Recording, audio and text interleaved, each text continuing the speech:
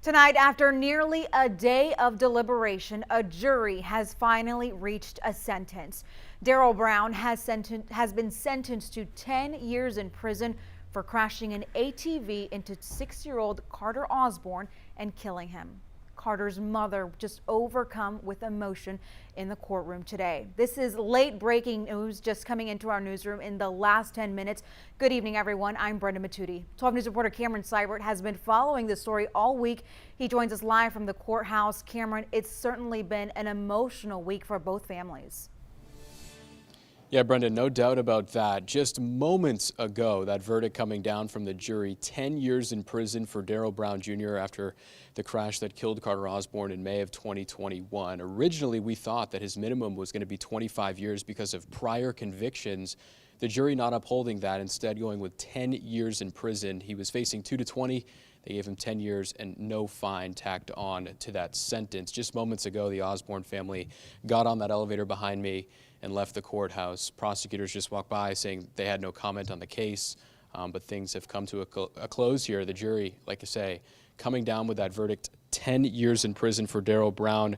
You saw that emotional video as the guilty verdict came down earlier in the day. Taylor Osborn collapsing to the ground outside the courtroom, just overcome with emotion. That wave of relief hitting her that now her son's killer will be held responsible. Like I say, there was talk as they went to closing arguments in the punishment phase about a minimum of 25 years for Darrell Brown because of prior convictions, up to at least 6 prior felony convictions. He was facing 25 to 99 if the jury found that they were going to enhance the punishment because of those prior convictions. Instead, pretty groundbreaking as we go back into the courtroom, they serve a 10-year sentence for Darrell Brown, and he was just sentenced by Judge Raquel West just moments ago in the courtroom. And again, the Osborn family coming out of the courtroom, getting right on the elevator and leaving here. You have to wonder how they feel about 10 years. As we heard, it could have been a minimum of 25, but instead Darrell Brown given 10 years. And as we heard as well in the sentencing phase, or the punishment phase, I should say, we heard from Darrell Brown's family members, his 2 daughters, giving very emotional testimony, saying he is remorseful for what happened. And we learned that Darrell Brown is about to become a grandfather. We also heard Taylor Osborn testify again, saying what this has done to her family, talking about the emotion that this has brought to her family, saying the pain, the sorrow that she's felt from this. She couldn't even put it to words. She said there's no words in the English dictionary to describe what she's been feeling.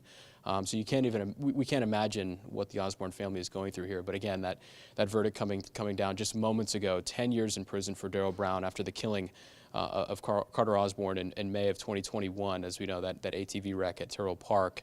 But Brenda, yeah, I'll send it back to you in the studio.